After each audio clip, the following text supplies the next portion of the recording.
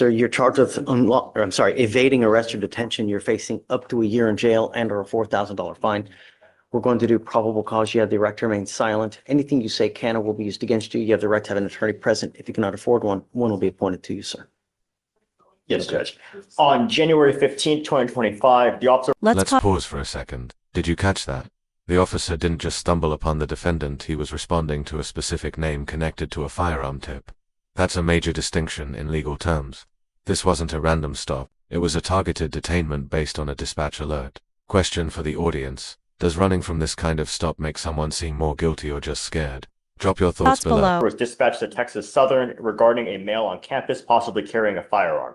The caller provided the name and dispatch ran through arms and located a recent picture and a trespass notice.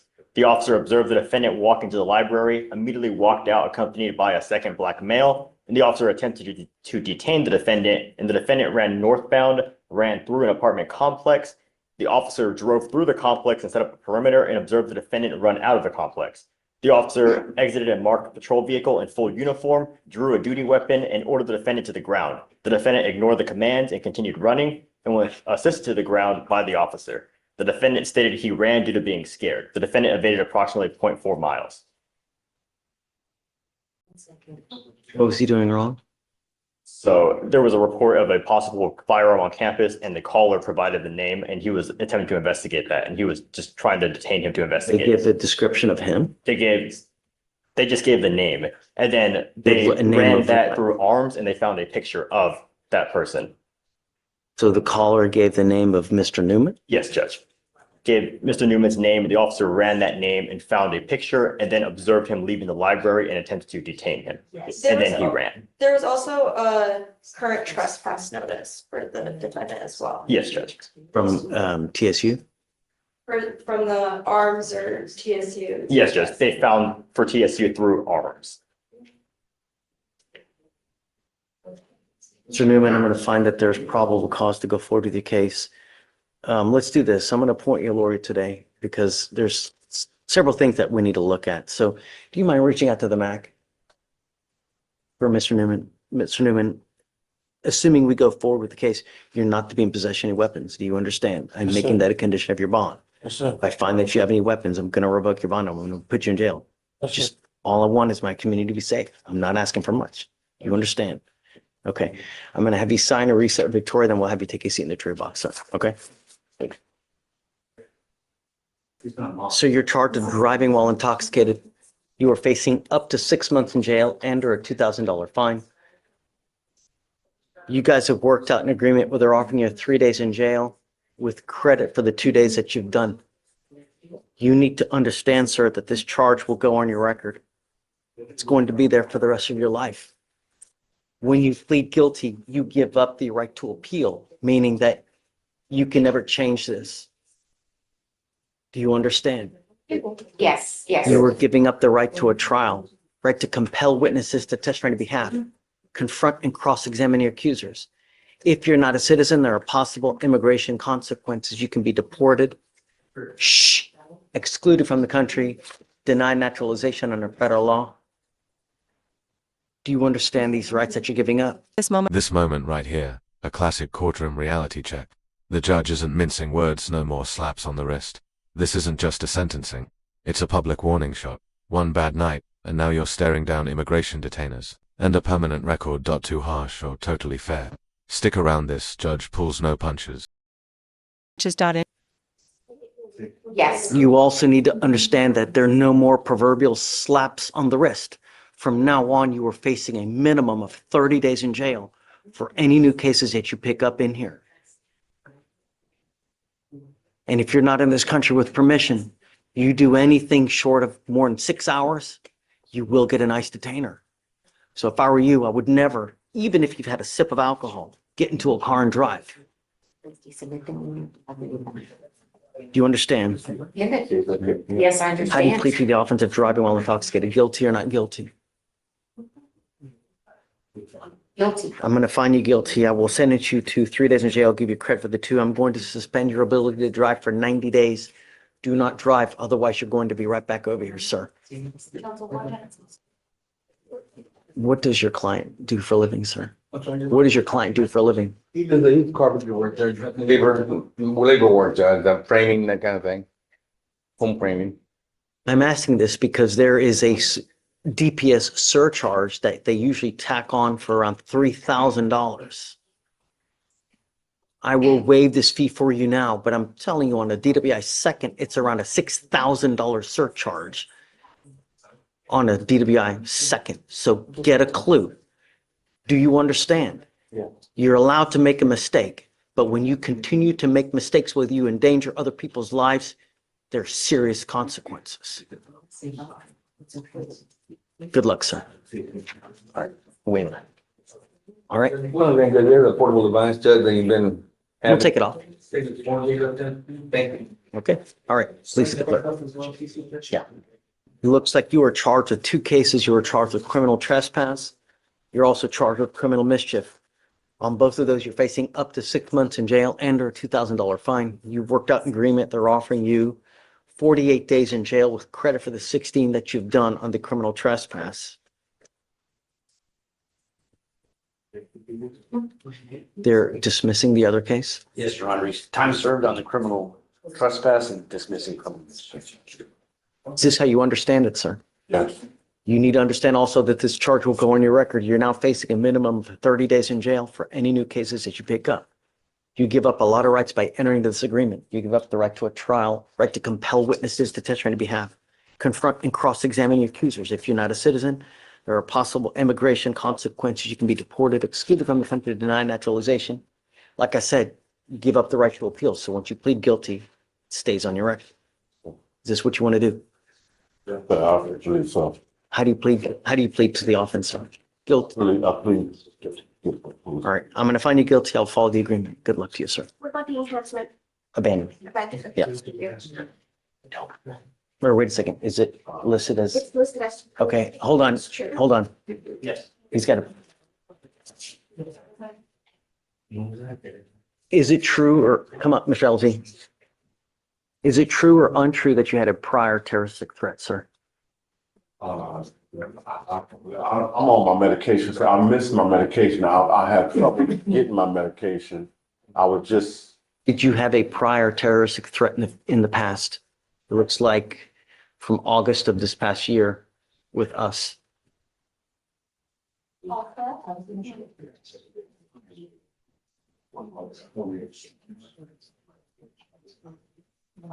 I don't remember any terroristic threat towards you guys, No, just in general. You had a case in this court that you took 57 days time on, and that was August 20th of 2024. Do you remember taking that plea bargain? I believe I was in court before, but, That's all we need to know. That's it. Okay, all right. Thank you. I don't know if have we found probable cause on this first case? Or I mean, on the new case? Let me express my extreme disappointment, Mr. Guevara Ortiz.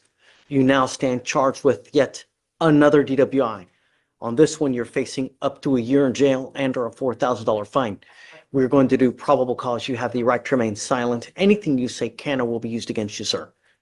Yes, Judge. On January 19th, 2025, at 11:43 p.m., the officer was dispatched due to a concerned citizen following a possible intoxicated driver. The call was near Northborough in Houston County, Harris County, Texas. The officer arrived at a public place and observed the defendant, the driver, and sole occupant of the vehicle. And the witness stated the defendant was observed to have severe damage to the front passenger side, and he struggled to stay in its lane several times. The witness had eyes on the defendant until the officer arrived, and the officer made contact with the defendant, who advised that he had 3 Coronas and was coming from a gas station where he purchased the beers while driving home. So drinking while? No, Your Honor, there's no indication of that. He just purchased while driving home. And the officer observed glossy eyes, delayed responses, and a strong odor of an alcoholic beverage. The officer conducted standard field sobriety tests, HGN 6 out of 6, The defendant refused the walk and turn and one leg stand due to the cold temperatures. The defendant was read the DIC and consented to breath. The results were .189 and .177. Mr. Guevara Ortiz, I'm going to find that there's enough probable cause to go forward with your case, and I am now going to revoke your bond on your first case, and I'm going to set it at 10,001. You now also have an immigration detainer, so you will be stuck in there, I guess, until I need to know, counsel, if you guys are planning on trying to get him an immigration bond or not. Your Honor, we don't represent him on the immigration case. That's my understanding from Mr. Breston that there's an effort to address that. Okay. You're signing on for Mr. Breston now, right? Yeah, I work for him. Yes, sir. Got it. All right. Mr. Guevara Ortiz, I'm now ordering you to have an ankle monitor on your ankle, and I'm giving you a curfew of 7 p.m. to 7 a.m. I'm going to put a scram ankle monitor on you so I know that you're not consuming alcohol. On your other ankle, you will get a GPS monitor. I don't know if you're getting out of custody, but if you do get out of custody, these will be your bond conditions. You will have on one ankle, like I said, a scram monitor, so I know that you're not consuming alcohol. On your other, you will get a GPS monitor, so I know that you're abiding by curfew. Do you understand? Yes. Okay, so I guess we'll set you out for 30 days. Just keep us in the loop. If you are able to get an immigration bond, you must be here the next business day. If you fail to do so, I'm going to revoke both of your bonds and set them extremely high. Do you understand? Yes. Okay, all right. Thank you, Your Honor. Thank you, sir. Okay, so tell me what's going on. Dave's asking for extension. So this one for Sims, we're asking for an extension from Mississippi for a probation violation for malicious mischief. Obviously, due to Winter Storm Enzo, they're requesting extension because the airports were literally closed. Get ready. We're going to get so many of these, you know? Oh, Let's get ready. yeah, they're coming. And so this one, they're requesting out to the 27th. Or sorry, the 28th. They'll pick up on the 27th. But because even with when they were originally supposed to come on the 21st, it wrapped around the weekend. That's why we're entering the pre-signed waiver. Ricardo is opposed, which is why I'm entering it. Okay, I mean, I have to, you know, circumstances beyond, I mean, act of God, right? As they say. Of course, I gotta be opposed. I gotta fight for my client. His expectation was to get out at a certain day, through no fault of his own. He's gotta be here an extra 7 days, looks like. He doesn't control the weather. Nobody does. Is it 7? It's well because the original pickup date was the 21st. Well, so for yes, the 21st, and then the court reset date would be the 28th. They're looking to pick them up on the 27th. Just get it a little bit less than a week. Understand that there is an act of God, right? That just completely close everything. You get just one kernel of snow, the entire city shuts down. So I'm going to grant them an extension. You're not going to get another one. I have to ask Judge. So understand, Mr. Kim, that I don't. They had like 13 days before the snow. That's what I'm saying. Why didn't they come in? Well, I can't answer that. I mean, that's something. Oh, yeah. Judge, I would ask, would you consider giving him a bond so he could go turn himself in and not have to wait 7 days? That's what we said. For the pre-signed It's waiver. a pre-signed waiver. I Pre-signed can't waiver, give he's them a not bond. allowed. Understood. Yeah, I mean, you know, you got to understand when you get on probation or when you get on parole in another state, you sign conditions. One of those conditions is that if you ever take off and you become a fugitive, you waive extradition. It's a pre-signed waiver. You have already waived by virtue of signing. You need to read every single thing that when you sign it, all the little print, because even if I wanted to give you a bond, I can't because you have already waived by signing that document. Judge, if for some reason they don't make it by this deadline, will he be getting out? That's a great question. Mr. Kim? Actually, with the full, I got to look at the original waiver date. So it's 5th. So statutorily, they have until February 4th, 2025. So strictly speaking, for the pre-signed waiver, he's not allowed to. But this is one where they've already confirmed they're coming on the 27th. So I think it will be a distinction without a difference because they've already scheduled for him to come on the 27th, unless we get another once in a lifetime storm. So we're gonna give them until the 4th is what I'm hearing? Well, No. the recess is gonna be 28th. 28th. Does that Right. one- They already indicated they're coming on the 27th. I mean, act of God. I don't see anything happening between now and then. Otherwise, the news would be just going nuts, you know? Understood. All right, Yeah. well, I mean, should something happen, we'll cross that bridge when we get there. we're back up here. They've said that they're going to come get you absolutely on the 27th. I don't know what time, but on that I'll day. confirm with them that we approached and then submit the order and triple check today that that is still the confirmed date, because obviously we've had ones in the past where we confirmed too late and they had to move it. So I'm gonna triple check today. And he'll let you know. I'll talk to. Okay. Thank you, Josh. We'll talk some more with you. Sir, you were charged with driving while intoxicated. You were facing up to 6 months in jail and or a $2,000 fine. You have worked out an agreement where they're offering you 3 days in jail with credit for the 2 days that you've done. You need to understand that this charge will go on your record. It's going to be there for the rest of your life. From now on, you are facing a minimum of 30 days in jail. No more proverbial slaps on the wrist. Do you understand? Yes. If you Yes. get pulled Sí, over, usted lo paga. first thing an officer does is they look up your criminal history. If they see prior DWIs and they come up to you and say, smell alcohol, it's probably not going to go well. So from now forth, I would never, even if you had a sip of alcohol, get into a car. You're giving up the right to a trial, right to compel witnesses to testify on your behalf, confront and cross-examine your accusers. If you are not a citizen, there are possible immigration consequences. You can be deported, excluded from the country, denied naturalization under federal law.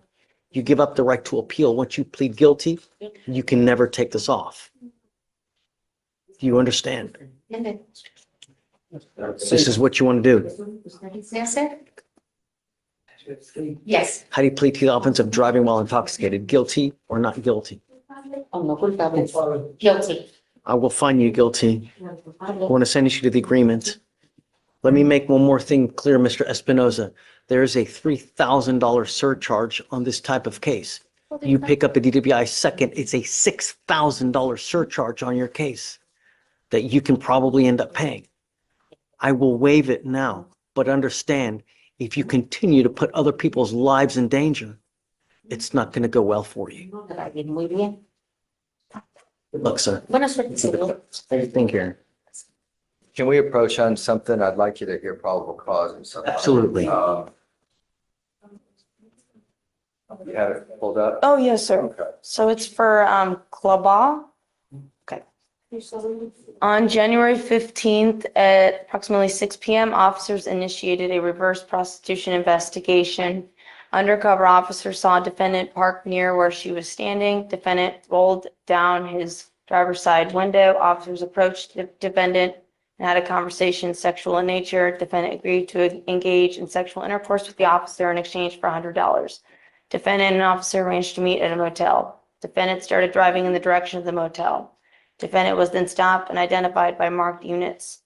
During this, officers located a loaded firearm behind the front passenger seat. During the search incident, sorry. So it would have been yeah. My argument is that the possession of the gun was not while he was engaged in this alleged criminal activity.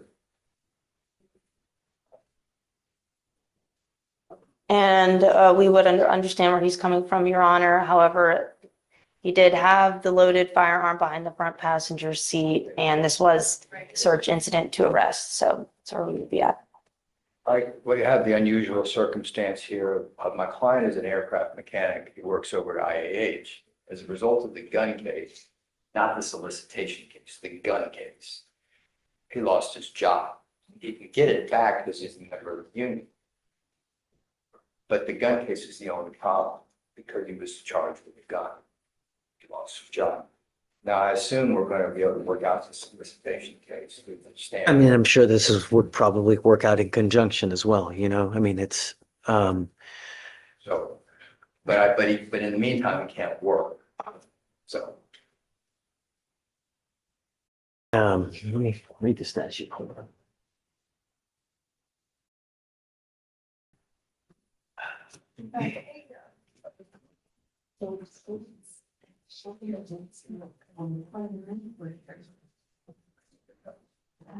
That will have to finish ours. I tried to replace my plumbing, but I forgot to shut off the water.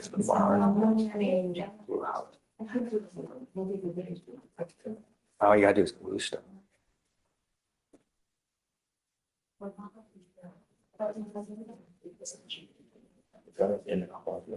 So I'm looking at 46.02.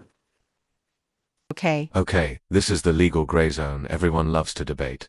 Does carrying a gun while heading to a crime mean you're armed during the offense? The defense says no, it happened after the deal. But the prosecution, they're laser focused on that on or about his person clause. What do you think? Was the gun part of the crime or just bad timing? We're about to see how that plays. Unlawful carrying of a weapon. A person commits an offense if the person, one, intentionally, knowingly, or recklessly carries on or about his or her person a handgun at the time of the offense. So is this at the time of the offense? Right? I guess there lies the question. He was proceeding to the motel where the incident, that they agreed to would occur, so during the process. So because, I mean, the offense is committed when?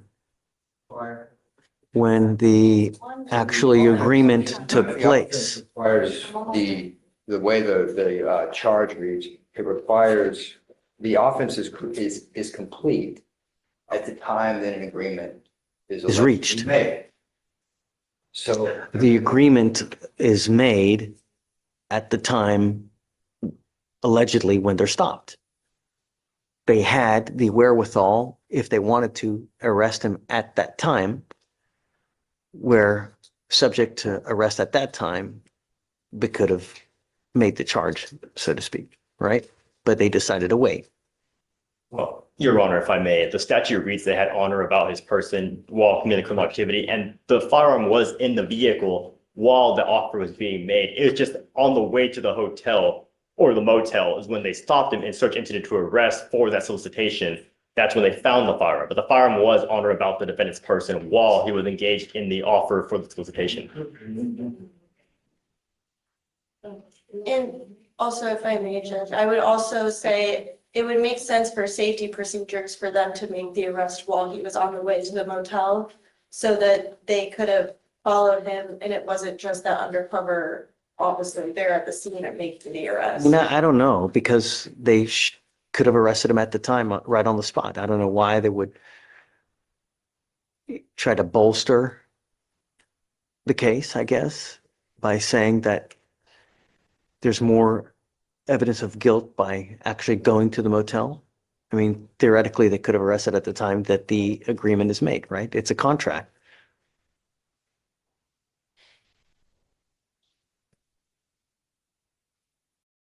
Judge, I think we would just stick to the way the statute is worded is while engaged and the firearm was there. And they could have arrested him earlier, but as Mackenzie knows, they do that routinely for safety purposes as well as perhaps as you mentioned, they could have done it for further evidence as well, further investigation. Prostitution cases I've seen is they arrest right on the spot, right then and there. They don't wait. I mean, the offense occurs right then and there. And the offense did occur, and while the defendant was in the vehicle, that's when the offense occurred. He was in the vehicle when they made that agreement, and the firearm was in the vehicle. They found it right after they followed him to the motel. It was in the same transaction.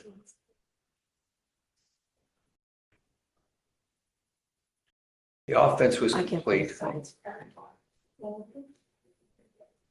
I agree with you. I'll find no problem. Okay.